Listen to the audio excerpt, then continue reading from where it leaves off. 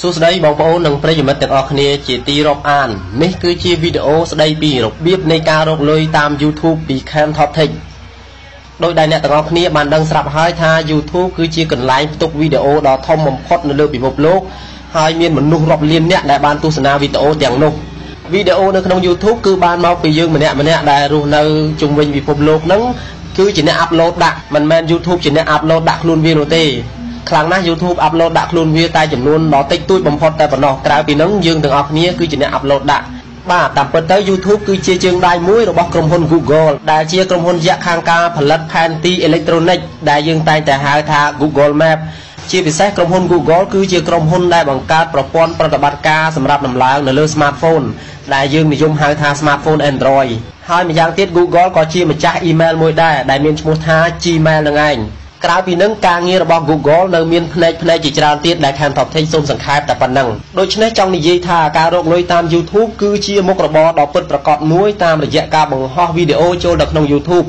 ហើយទទួលលុយពីក្រុមហ៊ុន Google ដូច្នេះដើម្បីឲ្យវីដេអូរបស់បងប្អូននិងប្រិយមិត្តអាចរកលុយពី YouTube បានលុះត្រាតែបងប្អូននិងប្រិយមិត្តដឹងពីវិធីក្នុងការធ្វើឲ្យវីដេអូរបស់ខ្លួនអាចរកលុយបានដំបូងឡើយ Cam Top Tech សូមជម្រាបជូនដល់បងប្អូននិងប្រិយមិត្តអំពីលក្ខខណ្ឌដែលចាំបាច់ដើម្បីប្រកបមុខរបររកលុយតាម YouTube ដូចតទៅ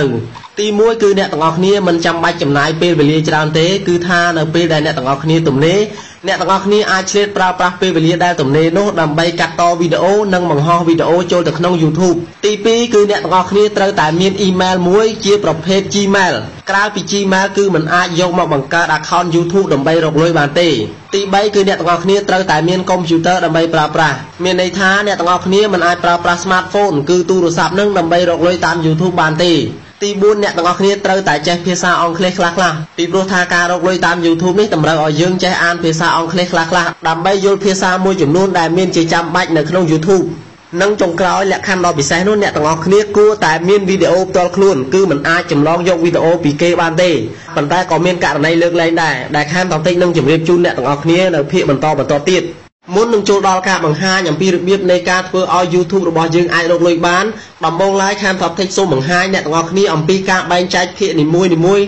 នៃវីដេអូស្ដីពីរបៀបនៃការរកលុយតាម YouTube របស់Cam Top Techទាំងអស់ដូចតទៅ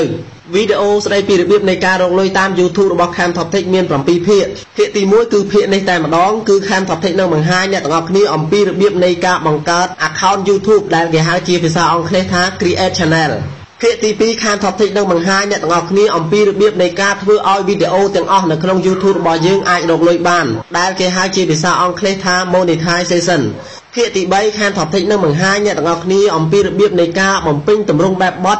ដើម្បីផ្ញើទៅកាន់ក្រុមហ៊ុន Google បន្ទាប់ពីយើងបានធ្វើឲ្យវីដេអូនៅក្នុង YouTube របស់យើងទាំងអស់រកលុយបានហើយនោះគឺយើងបង្កើតកន្លែងមួយសម្រាប់ផ្ទុកលុយនិងក៏ជាកន្លែងសម្រាប់ឲ្យយើងមកតាមដានទឹកលុយរបស់យើងជាពិសេសគឺយើងអាចយកលេខកូដយកទៅបើកលុយបាននៅពេលដែលយើងគ្រប់ចំនួនទឹកលុយដែលអាចបើកលុយបានដែលគេហៅជាភាសាអង់គ្លេសថាការបង្កើត Google AdSense ចំណែកឯភាគទី4 Cam Top Techនឹងបង្ហាញអ្នកទាំងអស់គ្នាអំពីការទទួល email មួយពីក្រុមហ៊ុន Google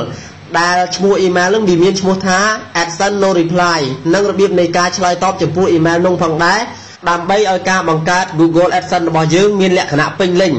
ចំណែកឯភាគទី5វិញCam Top Techនឹងបង្ហាញអ្នកទាំងអស់គ្នាអំពីរបៀបនៃការទទួលសម្បត្តិពីក្រុមហ៊ុន Google ដែលគេហៅជាភាសាអង់គ្លេសថាការទទួលសម្បត្តិ PIN គឺសម្បត្តិ PIN code ពីក្រុមហ៊ុន Google ដែលជាសម្បត្តិជាក្រដាសផ្ទាល់តែម្ដងមិនមែនសម្បត្តិដែលត្រូវបានផ្ញើមកតាមរយៈ email នោះទេដោយឡែកចំពោះភាគទី6វិញCam Top Techនឹងបង្ហាញអ្នកទាំងអស់គ្នាឲ្យបានពេញលេញតែម្ដងអំពីបច្ចេកទេសគឺរបៀបនៃការបង្ហោះវីដេអូរបស់យើងចូលទៅក្នុង YouTube ដើម្បីទាក់ទាញអ្នកទស្សនាវីដេអូនៅក្នុង YouTube ឲ្យមកទស្សនាវីដេអូរបស់យើងឲ្យបានច្រើននិងភាគទី7ដែលជាភាគចុងបញ្ចប់និងក៏ជាភាគដ៏ពិសេសផងដែរគឺCam Top Techនឹងបង្ហាញអ្នកទាំងអស់គ្នា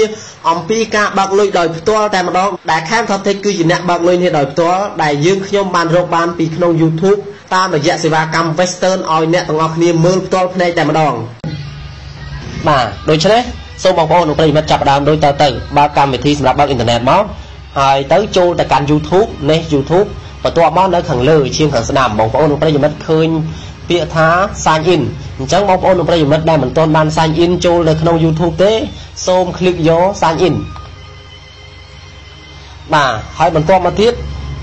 sign in ជាមួយនឹង email បងប្អូននិងប្រិយមិត្តដែលមានស្រាប់បាទមិនមែនចេះតែសម័យទេគឺមានស្រាប់ហើយ email ដែលអាចប្រើប្រាស់ដើម្បីបង្កើត account YouTube ដើម្បីអាចរកលុយបានពី YouTube នឹងត្រូវតែជា email ប្រភេទ Gmail Yahoo មិនបានទេ Ymail មិនបានទេ Hotmail មិនបានទេ Allmail មិនបានទេគឺមានតែ Gmail មួយគត់បាទអញ្ចឹង Camp Top Tech សូមដាក់ email ចូលគឺ camptoptech@gmail.com បាទនេះបងប្អូនប្រិយមិត្តក្រឡេកមើលទាំងអស់គ្នាគឺ @gmail បន្ទាប់មកដាក់ password ចូល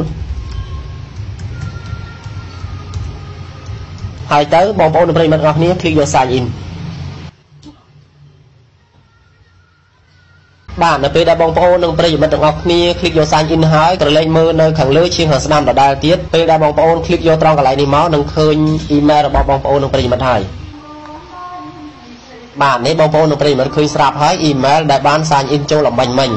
បន្តមកទៀតបងប្អូននិងប្រិយមិត្តទាំងអស់គ្នា click យកត្រង់កន្លែង Creator Studio បាទ